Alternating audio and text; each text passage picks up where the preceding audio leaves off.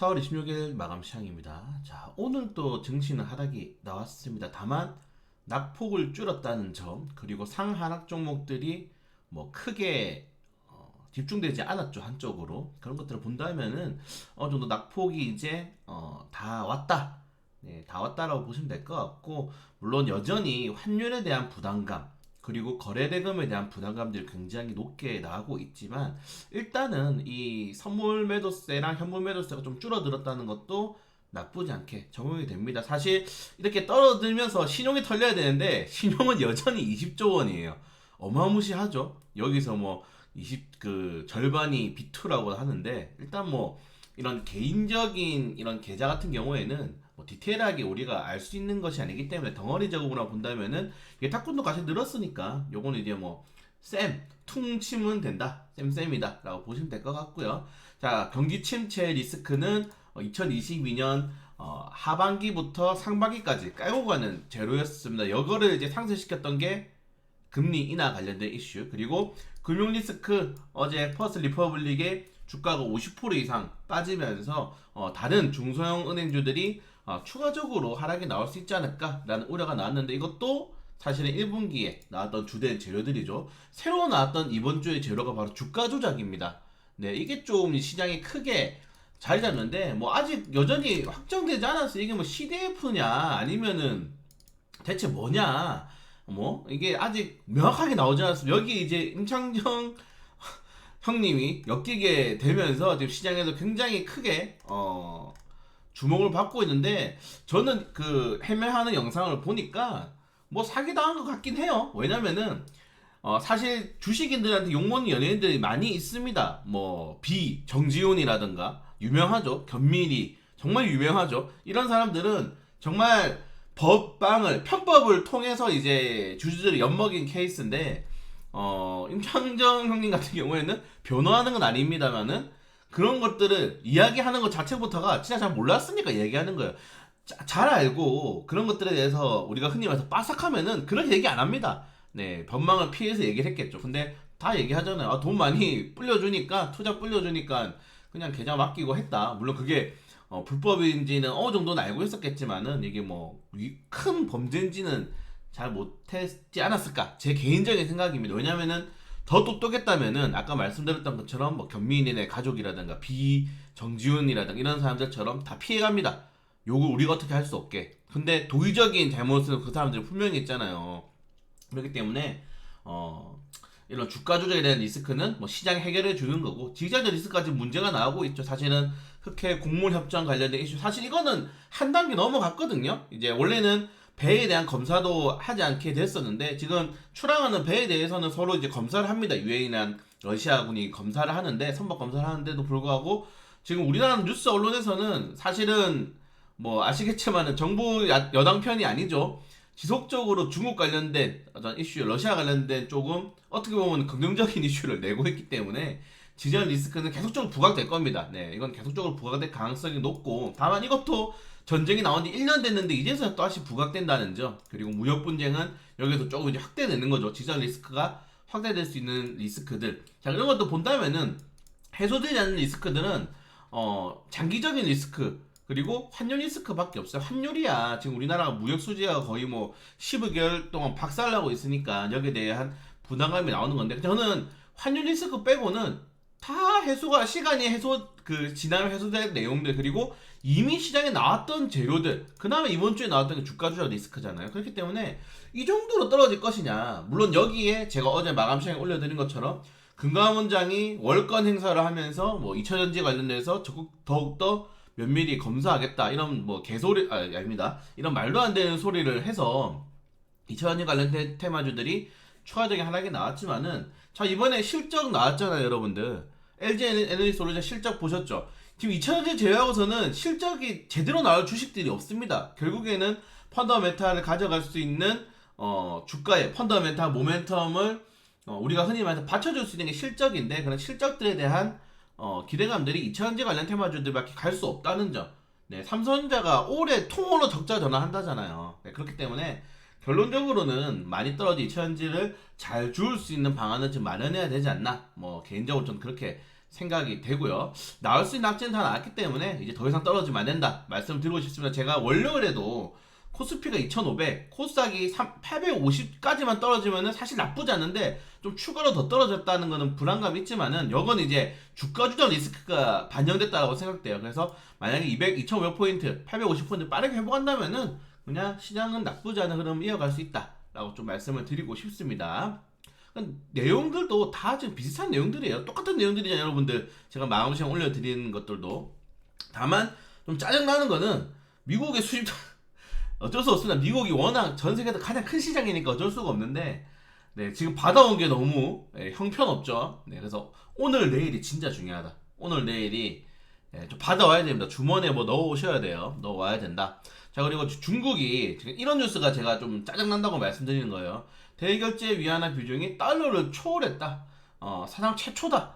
그래서 뭐, 이거 위안화가 달러 패권 넘보는 거 아니야라고 하고 있는데, 지금 중국이 계속적으로 이제 브릭스 그 기업들에 대해서 좀 접촉을 하고 있죠. 브릭스 기업들, 브라질, 러시아, 인도, 중국, 남아공 여기에 대해서 자기들이 우리 유로화처럼 딱 자기들도 쓸 수 있는 기초 통화를 만들고, 그리고 우리 물건 거래할 때 자국 통화를 결정하자라고 이렇게 이야기를 하고 있는데, 대외결제 위안화 비중 달러로 추월하는 이유가 뭡니까?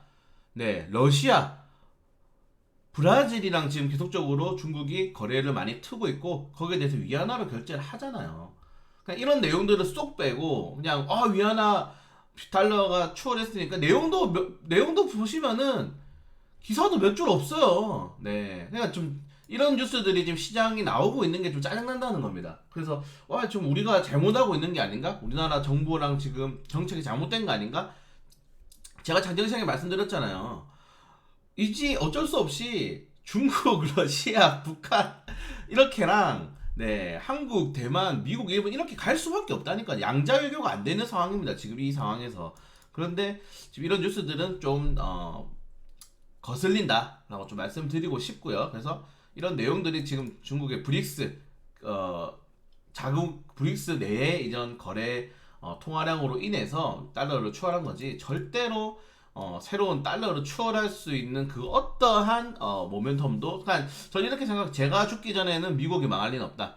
네, 그렇기 때문에 미국에 붙어 있어야 된다라고 생각하기 때문에, 개인적인 생각이고, 반박하시는 분들, 여러분들 말이 다 맞습니다. 네, 계속 막 반박하시는 분들이 많은데, 여러분들이 말이 맞으니까 반박하지 마세요. 그냥 한 개로 흘리시면 됩니다. 네, 자, 그리고 아까 말씀드린 것처럼 어쩔 수 없어요. 네, 왜냐면 어쩔 수가 없습니다. 제가 계속 말씀드리는데, 우리나라가 뭘 할 수 있는데요? 미국에 우리나라가 뭘 할 수 있습니까? 그냥 사실 뭐 이런 말 하면은 뭐 사대주의가 어쩔 수 없지만은, 우리나라는 미국에 의해서 탄생한 나라입니다. 네, 그렇기 때문에 미국 말은 좀 잘 들어야 돼요. 그래서 선물 보따리 주는 대신에 좀 가져와라. 그 대신에 네, 10개 주고 한 5개만 얻어와도 이득입니다. 네, 덩어리 자체가 다르기 때문에. 네, 네, 이 정도까지 내용이 있어요. 그래서 지금 뭐 SG 사태도 이제 시간이 좀 지나면서 오늘 하한가들이 좀 풀렸죠. 그리고 거래대금이 없이 점화가 나오는 거랑 지금 웃긴 거는 이제 합다하는 매수세가 엄청 많이 들어오고 있잖아요. 그런 것들을 본다면은 이제 리스크들이 조금 더 완화되고 있지 않나 라고 좀 생각이 되고, 다만 조금 이제 아쉬운 점은 지금 코스닥 거래대금이 좀 많이 줄었어요. 오늘 2개월 만에 10조 원 미만으로 하락을 했습니다. 2월 20 며칠인가요? 이후 만에 10조 원대로 하락을 하게 되면서 투자자들 투자 심리가 굉장히 좀 많이 꺾여 있는 상태, 그리고 이렇게 고점 많이 올라간 주식들에 대한 좀 부담감들이 커지면서 하락이 많이 나오고 있다는 점. 다만 오늘 이렇게 실적이 굉장히 좋게 나오기 때문에 결국에는 하반기까지는 실적으로 좀 밀어 올린 주식들은 뭐다? 2차전지 주도밖에 없다는 점 다시 말씀을 드리고 싶습니다. 삼성전자, SK하이닉스는 다행스럽게 반등이 나왔지만은 이 주식들이 실적을 대비해봤을 때 이 가격은 저는 제 기준으로 너무 높다라고 좀 생각을 하고 있고요. 부담스럽다. 네. 그리고 좀 황당하죠. 첨보가 1분기에 증권사에서 첨보를 그냥 다 추천했습니다. 모든 증권사에서 추천한 걸로 알고 있어요. 근데 목표가 떨어지니까 뭐 다음에 주식 잘 나올 거다 이런 하고인데, 그러니까 증권가는 여러분들을 위한 투자처가 아닙니다. 계속 말씀드리지만 증권가를 믿으시면 안 돼요. 리포터를 믿으시면 안 됩니다. 네, 특히 뭐 아시겠지만 작년에 매도 리포터가 5개도 안 나왔다는 건 굉장히 유명하죠. 지수 30% 떨어질 동안. 그래서 증권가를 믿지 마라. 네. 뭐 재밌게 말씀드리고 싶고, 그리고 뭐 미래생명자원 또 오늘 상한가를 갔는데 이제 누보가 좀 부담스러우니까 돌아가면서 상한가가 나오고 있습니다. 그래서 공무시장 위기인 건 맞고, 뭐 사실은 설탕 가격이 오늘 많이 올랐잖아요. 최근에 대한제당이 많이 오르고 있는데, 그렇게 그냥 좀 이제 그런 말씀을 드리고 싶어요. 이런 게 진짜 리스크가 터지면서 이게 우리가 실물 경제에 부담을 줄 수 있게 뭐 선물 지수라든가 이런 것들이 막 변동이 되면 상관없어요. 그러니까 뭐 곡물 가격이라든가 이런 것들이 계속 오르면서 저런 게 터지면 상관없는데, 곡물 가격이라는 게 지금 많이 안 오르거든요. 근데도 불구하고 저렇게 뉴스 이슈로 인해서 그냥 지금 뉴스가 엄청나게 많이 나오고 있잖아요. 이런 것들도 아까 말씀드린 것처럼 주가 조정하는 세력들이 다 하는 거다. 제가 오늘 그 이미지 올려드렸잖아요. 결국 주가 조작의 이 최대의 난제는 얼마나 많은 포털 사이트에 이 허위 보도 자료를 배포하고, 그리고 게시판에서 이런 것들을 추천하느냐, 이런 것들이 중요한 겁니다. 이런 것들이 중요한 거예요. 보도 자료가 굉장히 중요한 겁니다. 저 인터넷 뉴스 올리는데 여러분들 얼마 하지도 않아요. 30만 원도 안 합니다. 네, 그렇기 때문에 그런 뉴스들을 여러분들 잘 거르신다. 지금 막 이런 뉴스 엄청나게 많이 뜨잖아요. 그러니까 지금 곡물 이슈 치면은 이런 게 막 30개, 40개씩 떠요. 그리고 그거와 관련되게 이 주식들이 막 급등이 나는데, 지금 이 곡물 협정 파기 이슈가 한 달 됐습니다. 한 달. 근데 지금 갑자기 이렇게 터지는 거잖아요. 이런 것들이 세력이 연관되지 않았다고 여러분들 볼 수 있나요? 네. 조심해야 된다. 네. 이렇게 말씀을 드리고 싶습니다. 다만 아쉽다. 그래도 우리는 세력들을 따라가야 되는데, 다만 아쉽다. 말씀드리고 싶고요. 네, 그래서 아마 오늘이 가장 중요하다. 네, 오늘 정상회담이 정말 중요합니다. 뭐 가져오거나, 뭐 가져와야 돼요. 그러니까 지금 비행기 삭도 안 나오면 이 정도면 가져와야 된다. 자, 그리고 시간 내로서는 뭐 EV 첨단 소재 개별적인 이슈로 상승폭이 나왔고, KG그룹이 왜 계속 이렇게 다른 걸 사는지 모르겠어요. 네, 에디스 그냥 지금 망한 자동차들만 사고 있는데, 네, 주가 조작된 차들만 사고 있는 좀 재밌는 상황이다. 네, 이 정도까지 내용 좀 말씀드리면서, 그래서 중요합니다. 네, 오늘이 굉장히 중요하기 때문에 뭐 딱히 별거 없이 오늘 리스크들을 확인해야 된다. 그리고 좀 추가적으로 말씀드리고 싶은 게, 지금 이게 전부 이 금융신체 다 미국 증시는 안 떨어지고 있습니다. 네, 우리나라 증시만 떨어지고 있는 거예요. 그냥 우리나라적으로 내부적으로 증시에 지금 어떻게 보면 받쳐줄 수 있는 이 힘이 굉장히 약하다. 그런 받쳐줄 수 있는 힘은 다시 한번 말씀드리지만은 실적입니다. 실적. 그냥 실적증 개판난 주식들 같은 경우는 여러분들 잘 판단하셔야 돼요. 뭐 같이 판단하겠지만은 실적이 안 좋은 주식들, 연속적 적자 나고 있는 주식들은 과연 2023년도 하반기를 버틸 수 있을 것인가? 네, 저는 그렇게 생각 안 하기 때문에 실적 리스크들 좀 잘 체크를 해봐야 될 것 같다. 그래서 다음 주까지는 개별적인 종목들 분석 한 번 더 브리핑하면서 지속적으로 시장 대응해 볼 수 있도록 하겠습니다.